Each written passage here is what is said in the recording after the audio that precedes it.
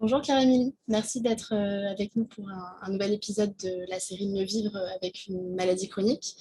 Alors toi, tu es coordinatrice ETP pour Appui Santé Loiret et pour le dispositif Fabrique ta santé, qui accompagne des personnes en situation de maladie chronique et d'obésité. Est-ce que tu peux commencer par te présenter, s'il te plaît? En tout cas, bonjour Manon, merci de m'avoir invitée à cet épisode. Donc moi, je suis Claire-Émilie Olivier, je suis diététicienne de formation. J'ai travaillé pendant plusieurs années à l'hôpital d'Orléans dans un service de diabétologie, endocrinologie, nutrition. Et ensuite, j'ai coordonné le centre spécialisé de l'obésité au CHR d'Orléans. Okay. Et très vite, en fait, dans ma pratique, je me suis rendu compte qu'il ne suffisait pas de dire en fait aux personnes pour qu'ils le fassent. Et je me suis dit que dans nos formations initiales, il nous manquait quelque chose. Donc très vite, en fait, je me suis orientée vers la pédagogie avec un diplôme universitaire de formateur d'adultes. Okay. Et puis, je me suis orientée après vers les sciences de l'éducation parce que je me disais qu'il y avait quelque chose qui se jouait, non pas chez la personne qui recevait du coup tout ce qu'on pouvait dire, parce que sinon il y aurait plein de mauvais patients, et qu'il y avait quelque chose en fait à faire plutôt du côté professionnel. Et puis à un moment, quand même, j'ai eu envie de le rapprocher aussi à la santé. Et donc, j'ai un master de santé publique, éducation thérapeutique et éducation à la santé. Okay. Donc, c'est toute cette approche en fait de la personne qui est peut-être un peu différente de l'injonction. Ouais. Quand on commence, on a plutôt tendance à dire ce qu'il faut faire, conseiller, et puis ne pas comprendre pourquoi ils ne le font pas. Donc, voilà un peu mon parcours, on va dire, professionnel qui était plutôt orienté pédagogie et éducation thérapeutique vraiment à fond. Donc, depuis maintenant 1 an, je suis à Appui Santé Loiret, qui est une association loi 1901, et je coordonne en fait au niveau départemental l'éducation thérapeutique du patient et du coup le dispositif Fabrique ta santé dont on va vous parler du coup aujourd'hui. Ok, merci. On reviendra un petit peu après sur le dispositif en lui-même Fabrique ta santé. En tout cas, est-ce que du coup aujourd'hui là tu peux nous raconter un petit peu, nous en dire un peu plus sur le profil des patients en fait que vous allez que vous accompagnez justement autant au niveau maladie chronique que sous situation d'obésité ou de surpoids? Alors effectivement, notre dispositif, il va s'adresser essentiellement à des adultes en ce moment. Voilà. Donc plutôt maladie chronique dont l'obésité, parce que le projet est issu en tout cas de l'obésité. Ce sont des personnes qui ont des problématiques diverses et variées, qui ont des interrogations, qui ont des questionnements, qui ont des besoins, voilà, qui attendent parfois des réponses. Voilà, donc un public plutôt, on va dire, varié, aussi bien d'hommes que de femmes, alors avec quand même une grande majorité de femmes en ce moment sur le dispositif, et plutôt en fait des personnes qui sont en activité encore. On va dire que notre moyenne d'âge aujourd'hui des personnes que l'on touche, c'est 45, 55 ans, même si effectivement il y a aussi des plus jeunes et des moins jeunes. En tout cas, ça cohabite bien. En tout cas, ils ont tous un point commun, c'est une problématique de santé, une problématique de vie avec cette maladie. Ok. Et quand tu dis justement que c'est un programme issu de l'obésité, pourquoi tu dis ça exactement? C'est un programme en fait qui est né, comme beaucoup j'imagine en ce moment, pendant la crise sanitaire Covid, lors du premier confinement, où donc moi j'étais coordinatrice au centre spécialisé de l'obésité et tous les jours j'avais des messages en fait de personnes en détresse parce que le confinement c'était quelque chose qu'on connaissait pas et quand on souffre en fait d'obésité, parfois être à la maison c'est quelque chose de compliqué parce qu'on peut être face à son frigo, ses placards quand on a des troubles du comportement alimentaire ou l'isolement aussi permet de se renfermer sur soi-même et du coup de souffrir en tout cas de cette solitude et de cette détresse. Donc avec la présidente de l'association Resto, qui s'appelle Monique Romont, heureusement qu'elle a été là, on s'est dit on ne peut pas laisser en tout cas nos personnes comme ça, il faut qu'on crée un dispositif. Et on a créé un dispositif avec 2 bouts de ficelle à l'époque, parce qu'il n'y avait rien, il n'y avait pas encore Barnabé, et on parlera après de notre belle collaboration.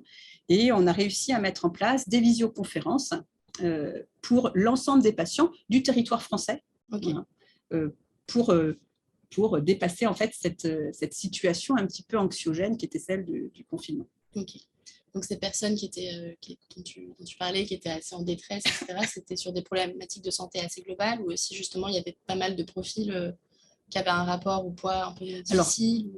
C'était vraiment, on a ciblé en début, c'est pour ça que je dis ça, plutôt les files actives des structures en fait obésité. Donc on a été vraiment avec cette pathologie qui était celle de l'obésité. Et ça nous allait bien parce qu'effectivement, l'obésité, c'est à la fois une maladie en tant que telle, mais c'est aussi souvent soit la cause ou la conséquence d'autres maladies.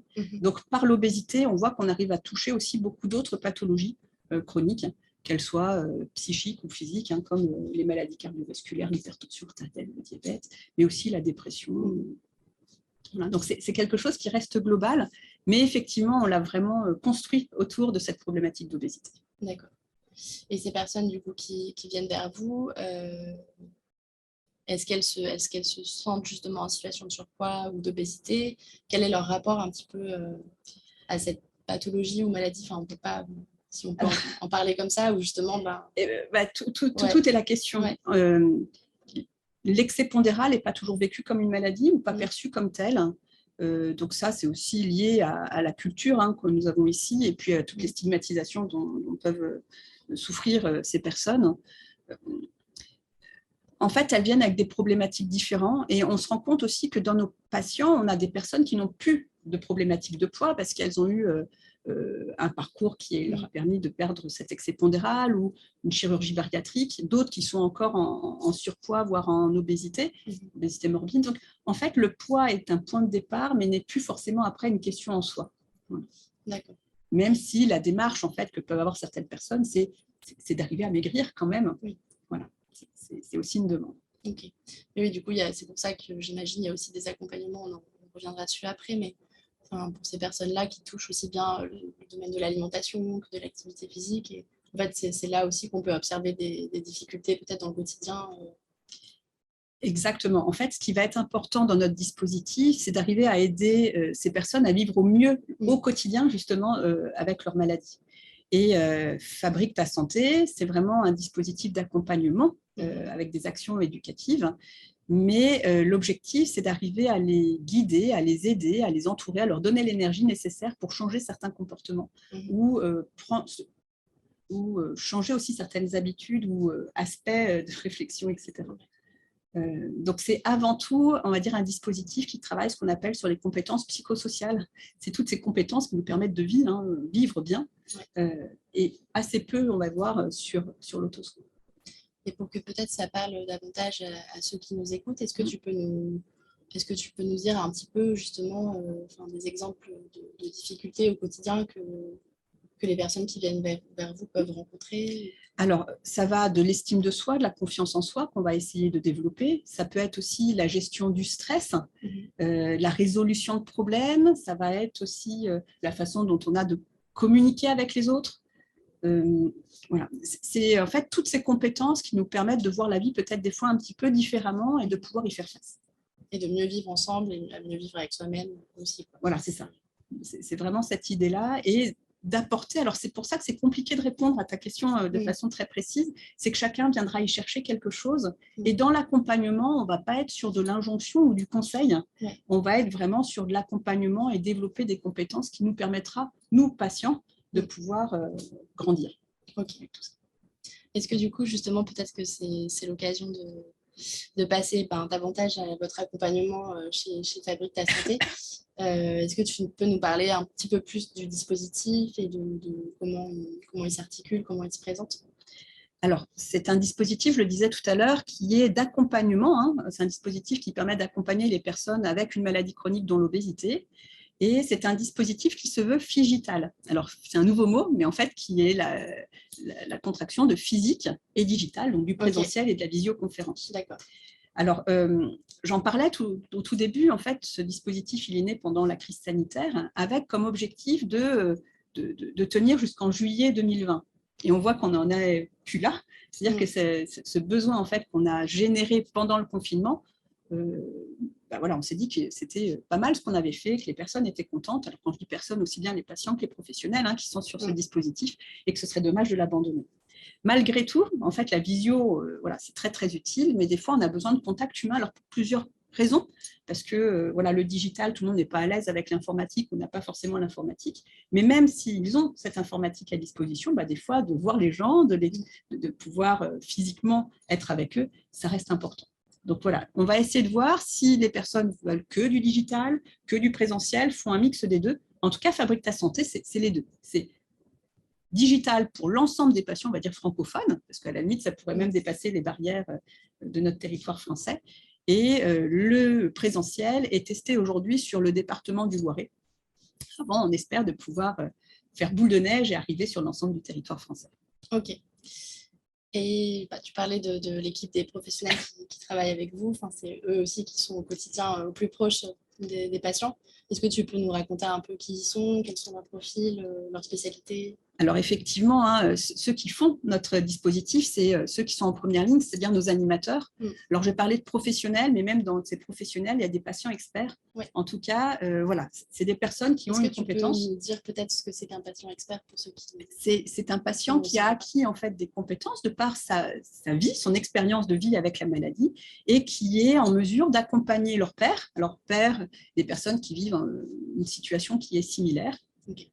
En leur apportant effectivement cette compétence expérientielle qui est complémentaire avec l'expérience, on va dire, des professionnels de santé qui est plutôt théorique technique. Ouais.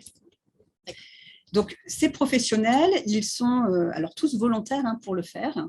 Ils ont été sélectionnés par un COPIL, j'en parlerai tout à l'heure, parce que vraiment, Fabrique ta santé, c'est une aventure qui est avant tout collective. Et ces professionnels, donc ça peut être des diététiciens, ça peut être des cuisiniers, ça peut être psychologues, art-thérapeutes, que ce soit dans le théâtre, dans le chant. J'ai oublié plein d'autres professions, mais on voit que c'est en fait pluridisciplinaire, intersectoriel. C'est-à-dire qu'on a aussi des professionnels qui sont salariés de structures de soins, comme des professionnels libéraux. En tout cas, tous ont cette compétence maladie chronique, tous ont cette volonté aussi de pouvoir accompagner en collectif, parce qu'on ne l'a pas dit, effectivement, mais c'est un point important, c'est que Fabrique ta santé, on est sur un accompagnement qui est collectif et on n'a pas d'individuel. Ok. Est-ce que tu peux nous dire là justement, pour toi, ce qui est important en fait dans l'accompagnement collectif, quels sont les avantages en fait que peuvent en tirer les personnes qui suivent ce type d'atelier? Alors, je pense que c'est avant tout la richesse des échanges. C'est-à-dire que même si on est en visio, alors en présentiel, on se doute bien, il y a des interactions. C'est-à-dire que Fabrique ta santé, on est dans un dispositif effectivement qui est visio-présentiel, mais en visio, on n'est que dans des lives. Et on est dans des petits groupes, c'est-à-dire, alors ce qu'on dit petit, c'est maximum vraiment une vingtaine, afin de permettre justement cette interaction entre participants, mais aussi participants professionnels. Et c'est en fait dans ces interactions en fait qu'il y a toute la richesse. Donc la force du collectif est vraiment important dans donner le meilleur de soi, apprendre des autres, écouter les autres, ne plus se sentir seul, pouvoir s'appuyer aussi sur un collectif, parce qu'on voit qu'en visio, c'était vraiment une inquiétude qu'on avait quand on a démarré. Est-ce qu'on va pouvoir faire ressortir en tout cas cette complicité que peuvent avoir les patients entre eux? Est-ce qu'il y aura cette chaleur, en tout cas humaine, qui va se dégager avec la distance? Est-ce que c'est facile de prendre la parole aussi, ou de réussir à parler de ses émotions?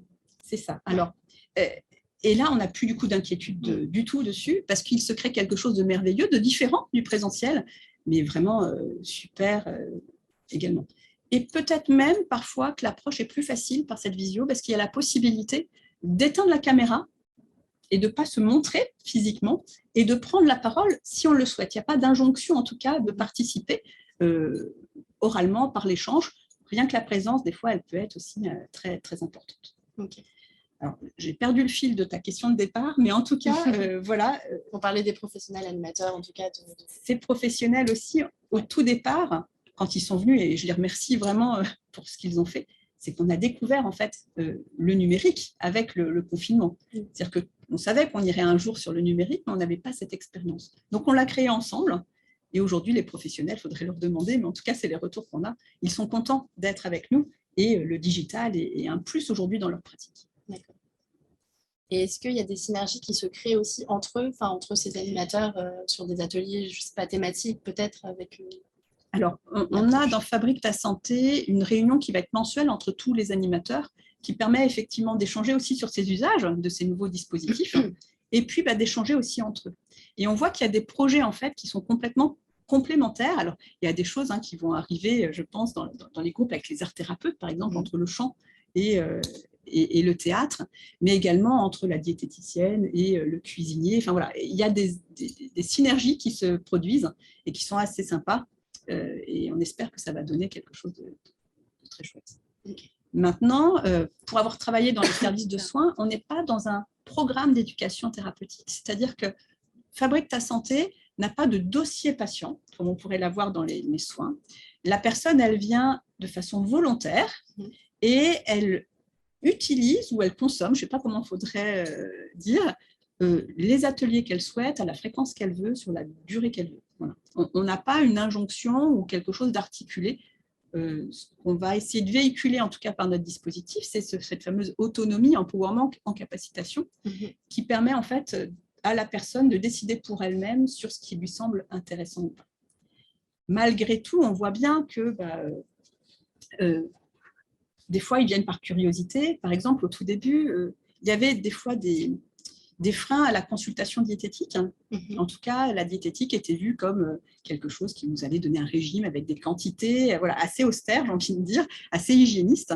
Et en fait, elles ont découvert, c'est surtout des patientes, que ça pouvait être aussi autrement. Et ça les a presque réconciliées. Et on sait que certaines, et là on verra, c'est aussi un point important pour nous, on fait la démarche après d'aller consulter en individuel. Et là, pour nous, c'est super, parce que Fabrique ta santé, on veut être soit en amont de tous les parcours, c'est-à-dire qu'il y en a qui vont venir dans leurs soins par ce dispositif, en complément de ce qui peut exister sur les territoires, parce qu'on sait qu'il y a des équipes qui accompagnent déjà les malades chroniques. Alors, il y a plein de programmes d'éducation thérapeutique, mais il y a aussi des professionnels qui les accompagnent. Et aussi en aval, c'est-à-dire qu'après ces dispositifs ou entre les consultations, on voit bien que des fois, pour avoir une consultation de spécialiste, il faut plusieurs mois, voire des fois presque une année complète. Et bien, ça peut être Fabrique ta santé dans cette attente, on va dire une attente utile pour les personnes avant d'aller sur des prises en charge plus spécifiques ou voilà, entre deux consultations, peut-être que je peux travailler avec Fabrique ta santé d'autres compétences qui me permettront d'être après davantage dans mes soins. Et si on donne un exemple un peu concret, tu parlais justement du rapport à la diététique, sur ces ateliers qu'on peut rejoindre avec Fabrique ta santé, quelle va être l'approche un peu différente si on fait un atelier de cuisine, par exemple, avec un animateur? Alors, effectivement, l'approche, elle va être spécifique de chacun des professionnels. Alors, si on prend l'alimentation, je suis en train de réfléchir en même temps, on va avoir une approche, par exemple, alors, quand même, on va avoir l'approche la connaissance, c'est quoi l'équilibre, comment on lit l'étiquette, etc., qui est importante dans la connaissance. Mais on a aussi beaucoup ce qui est du tour, ok, je sais ce qu'il faut faire, et on a plein de patients qui nous le disent. Par contre, je ne sais pas comment le faire. Et là, par exemple, on a une diététicienne qui est formée à la pleine conscience, qui va faire alimentation en pleine conscience. On va avoir des diététiciens qui vont travailler autour d'un atelier cuisine, autour de l'alimentation durable. On va aussi avoir des chefs. On a un chef cuisinier, du coup, qui va nous donner des trucs et astuces. Parce que parfois, l'alimentation, c'est aussi qu'est-ce que je mange, qu'est-ce que je mets dans mon assiette. Et voilà, parfois, ça peut nous paraître très compliqué, alors que parfois, de petites choses, ça arrive à être plus simple. Donc, en fait, on a plein de façons d'aborder l'alimentation avec des diététiciens, avec des sophrologues, pourquoi pas avec les psychologues, avec les cuisiniers. On se rend compte, en fait, que les problématiques, elles sont vraiment plurisectorielles, pluridisciplinaires. Et c'est justement le complément de toutes ces approches qui peut parfois donner des résultats intéressants. Et qui va permettre aux patients de sortir un peu de je sais quoi faire, mais j'y arrive pas. C'est justement avec cette approche pluridisciplinaire. Et puis certains sont intéressés par la cuisine, d'autres pas. Voilà. Et en fait, on essaye d'avoir une palette assez large pour que chacun puisse se reconnaître, en tout cas dans le dispositif. Ok. Et est-ce que, je me demandais, parmi les personnes que vous accompagnez, est-ce qu'elles sont, j'imagine, libres aussi des ateliers qu'elles vont choisir de faire? Donc, est-ce qu'elles vont toutes à peu près cibler des ateliers alimentation, mais aussi des ateliers activité physique? Comment se passe aussi un peu le choix des ateliers Alors, c'est vraiment libre. C'est ce que tu disais, c'est-à-dire que là, nous, on ne va pas avoir de guidance, en tout cas, sur tel ou tel atelier. Alors, les animateurs savent ce que font les autres et ils peuvent orienter en disant, voilà, je sais que sur Fabrique ta santé, il y a aussi cet atelier qui pourrait vous intéresser. Mais c'est vraiment en toute liberté. Et c'est là où Barnabé, on verra, est importante parce qu'il faut une description de ce qu'on va y trouver. Et comme tout, j'ai envie de dire, il faut y goûter avant de voir si on adhère ou pas. En tout cas, il n'y a pas de prescription, si c'est la question. Ou en tout cas, s'ils sont prescrits, ces ateliers Fabrique ta santé, c'est par un professionnel. Et là, effectivement, ils seront dirigés plutôt vers tel ou tel atelier. Mais ça se veut quelque chose quand même de libre. Et dans la pratique, ça se passe comment? Alors là, on a essentiellement, effectivement, alors on a plusieurs profils en fait de patients. On va avoir, alors je ne devrais pas dire patients, parce que en tout cas participants ou adhérents, on va avoir les personnes qui vont tout essayer. Voilà. Et elles vont être consommatrices de plein de choses parce que elles ont à la fois le temps, l'envie, le besoin, et puis il y a quand même cette idée de socialisation derrière qui est importante. Et puis on en a qui vont faire que l'activité physique adaptée. D'autres qui vont faire que les groupes de parole. Je pense qu'il n'y a pas... Chacun y trouve son compte. Exactement. À sa façon. Et on ne veut surtout pas se retrouver comme dans un programme où il y a des objectifs, où c'est guidé. Alors, c'est très important et c'est pour ça qu'on est complémentaires. Mais voilà, on ne veut pas se substituer non plus à ce fonctionnement. Et voilà, on prône vraiment l'autonomie et l'empowerment, en tout cas de la personne, de faire ses propres choix. Et du coup, peut-être finalement, ça demande quand même de votre part un certain nombre d'ateliers, enfin de séances d'ateliers par semaine. Enfin, comment vous vous organisez un petit peu aussi alors, à ce niveau-là? Effectivement, merci de me poser la question. Ça me permet de dire vraiment que Fabrique ta santé, c'est vraiment une aventure qui est collective. C'est-à-dire que je ne suis pas moi toute seule. Voilà, moi, je ne suis que la chef projet. Mais il y a une équipe formidable qui est composée en fait d'un comité de pilotage avec les CSO, avec des associations de patients, avec des associations comme Diapason qui sont avec nous depuis le début, voilà, qui nous aident à piloter, à diriger, à mettre notre stratégie en place. Il y a des partenariats très riches comme avec les structures de soins, avec Nekwe, qui est un partenaire qui nous aide en fait sur l'évaluation des usages de nos patients. Et puis Barnabé, on va parler aussi depuis le début, on est avec Barnabé, et vraiment c'est un partenaire très très important.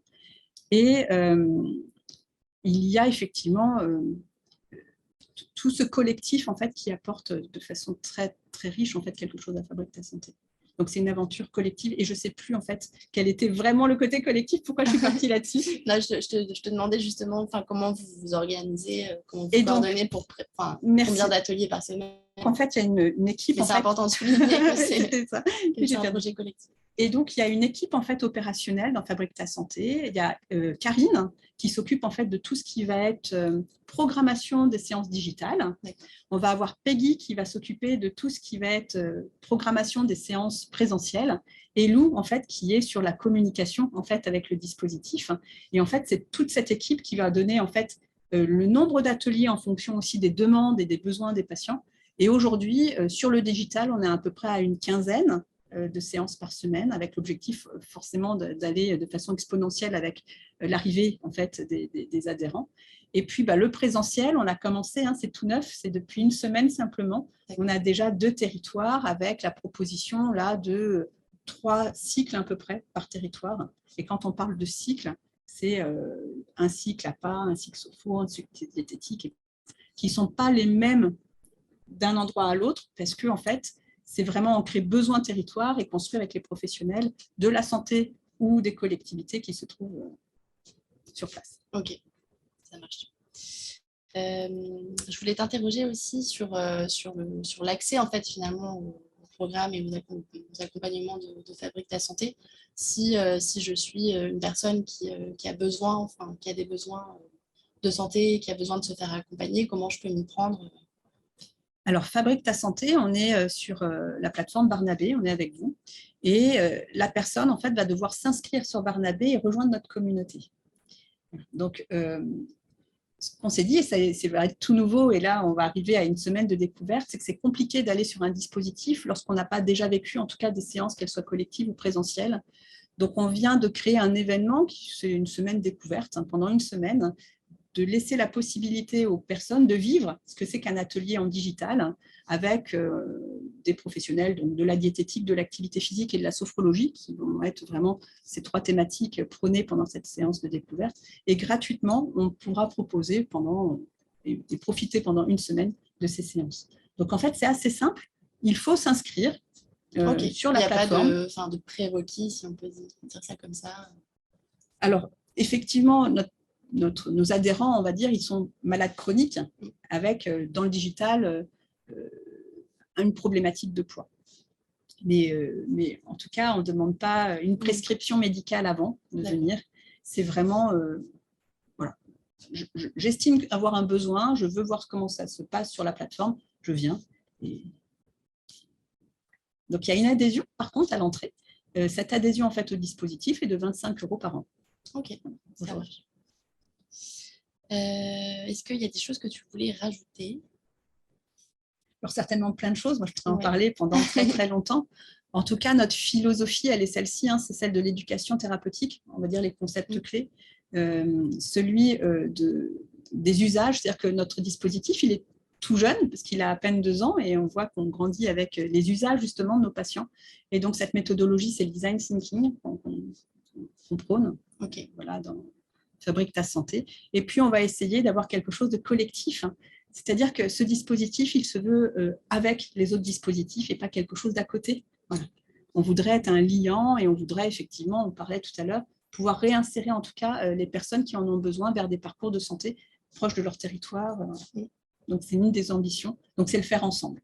Ok. Et peut-être pour terminer, tu parlais justement de Fabrique ta santé qui prône l'éducation thérapeutique du patient.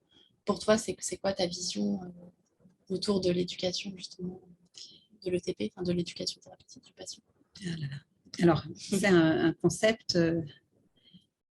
L'éducation thérapeutique, pour moi, c'est apprendre à vivre avec sa maladie et d'arriver surtout à trouver ses propres clés.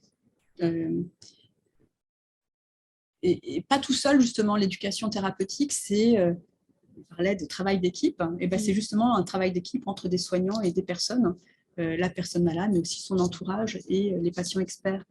C'est un concept, c'est un soin, en fait, où il n'y a plus d'injonction, forcément, où il y a une co-construction.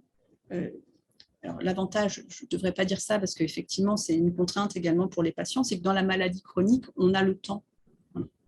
Et donc, on peut construire et on voit effectivement que les besoins sont différents en fonction du début de la maladie, voilà, de sa vie, de ses événements. Et c'est s'adapter en tout cas à cette maladie le plus sereinement possible. Et donc, l'éducation thérapeutique, c'est les soignants qui apportent tous leurs outils, leur écoute, leurs compétences relationnelles pour cheminer avec le patient dans cette aventure. On espère la plus belle possible. Et tu dirais qu'aujourd'hui, c'est un type d'approche qui se pratique beaucoup. Enfin, quel est ton rapport à ça? Je pense qu'en tout cas, les soignants sont de plus en plus conscients que prendre en charge les maladies chroniques, c'est différent que de prendre en charge une maladie aiguë. C'est-à-dire, et que beaucoup de personnes aujourd'hui veulent, en tout cas, s'occuper différemment de leurs patients. Et alors, on est au balbutiement encore. Il faudra certainement des dizaines d'années avant que ça soit vraiment dans les pratiques. Mais oui, je pense qu'il y a une réelle volonté des professionnels de changer. Maintenant, on ne sait pas toujours comment le faire. Voilà, c'est ce que je disais. Malheureusement, dans nos formations, on va dire, initiales et dans nos pratiques, on ne nous apprenait pas. Alors maintenant, ça change, hein, ça vient dans les formations initiales. Mais tout cet aspect, l'approche patient et l'approche pédagogique, en tout cas, moi, qui m'a manqué au début de mon exercice professionnel. Et aussi, ce que je voulais rajouter peut-être, que je n'ai pas dit, c'est que Fabrique ta santé, c'est un dispositif qui est expérimental. C'est-à-dire que voilà, on l'a lancé et on a été en fait chercher aussi des fonds pour pouvoir lancer ce dispositif. Et on a le soutien, en tout cas aujourd'hui, de l'Europe avec un FEDER de la région Centre-Val de Loire qui nous permet, en tout cas en 2022, de pouvoir fonctionner et proposer ce beau dispositif. Et on espère pouvoir le pérenniser dans les années à venir. D'accord. Ça m'amène à ma dernière question. Je sais que du coup, c'est un projet expérimental et que vous n'avez pas encore beaucoup de recul, mais comment vous envisagez aussi peut-être mesurer un peu l'impact de votre accompagnement, ou est-ce que vous avez déjà des résultats? Alors, on a beaucoup de verbatim de patients, en tout cas, et c'est ce qui nous a donné aussi le courage de formaliser Fabrique ta santé et de continuer, c'est qu'on a eu beaucoup de merci. Alors, des merci différents, des merci pour ce que vous faites, des merci pour ce que vous nous apportez, des merci pour l'accompagnement, pour le sourire des animateurs. Voilà, on voit qu'il y a énormément de merci aujourd'hui, donc qui nous ont boosté, mais on reste effectivement sur du ressenti. Alors, du ressenti noble et de la satisfaction, et c'est très important. Et là, depuis quelques semaines maintenant, on a mis en place en fait un dispositif avec Barnabé, justement avec des auto-questionnaires qui permettent en fait de mesurer l'impact que pourrait avoir notre dispositif sur ces personnes. Alors, notre objectif, ce n'est pas tant un impact clinique. En tout cas, on ne demande pas aux personnes qui s'inscrivent dans Barnabé de noter leur poids, leur taille. Voilà, ça c'est quelque chose qui leur est propre. Et chacun, en fait, l'aborde différemment. Mais ce qu'on aimerait, c'est vraiment ce que je disais tout à l'heure, améliorer la qualité de vie en fait, des personnes avec cette maladie. Et également… Donc, qui dit qualité de vie, dit… est-ce que tu peux détailler un peu ? La perception en fait qu'ils ont de leur maladie au quotidien, mais également le sentiment d'efficacité personnelle. Parce qu'on se rend bien compte que quand on a une maladie chronique, et notamment l'obésité, l'estime de soi peut être abîmée, en tout cas, et la confiance en soi. Et donc voilà, on espère pouvoir rebooster un petit peu ce sentiment. J'imagine que ça doit être aussi rassurant pour des personnes de ne pas se sentir jugées, accompagnées, en tout cas juste autour de leur tour de taille et de leur poids, mais plutôt sur d'autres indicateurs. Exactement. En fait, ce qu'on aime à dire, c'est que le poids, en fait, c'est plus la conséquence d'un accompagnement, ce n'est pas son objectif. Ouais. Et c'est tout cet accompagnement. Alors, effectivement, on espère qu'ils pourront avoir ce qu'ils souhaitent, c'est-à-dire peut-être la perte de quelques kilos ou de beaucoup de kilos, ou le maintien d'un poids, parce que ce n'est pas toujours dans l'amaigrissement qu'est le souhait, en tout cas. Mais c'est ça aussi, c'est dire que voilà, j'ai un problème d'obésité, mon objectif n'est pas que maigrir. C'est plutôt la conséquence de tout ce que je vais mettre en place et aussi améliorer ma qualité de vie, peu importe le résultat que j'obtiens. Donc, c'est aussi un peu changer ses objectifs et le curseur. Ok. Eh ben, merci Claire-Émilie pour tout ça. Je te laisse peut-être un dernier mot si tu as envie d'ajouter quelque chose, mais c'était super intéressant pour nous de vulgariser aussi peut-être un peu mieux ce que c'est que l'éducation thérapeutique et puis de changer aussi la vision qu'on peut avoir de ce surpoids, obésité, excès pondéral. Enfin voilà, il y a trois façons d'en parler. Écoute, le mot de la fin, c'est fabriquons notre santé. Oui. Fabrique ta santé. Voilà, soyons actifs, c'est ça aussi qui est important. Et engageons-nous dans cette histoire en fait, de mieux-être. Totalement. Mais merci aussi Barnabé pour cette invitation. Et on n'en a pas forcément parlé là, mais c'est une solution, en tout cas, nous, qui nous est très importante. Parce que sans ce dispositif de plateforme, on aurait eu beaucoup de difficultés à mettre en place un tel dispositif. Donc voilà, on trouve que c'est un joli travail de partenariat. Belle collaboration. Une belle collaboration. Eh bien, merci à toi. Eh bien, merci à toi aussi.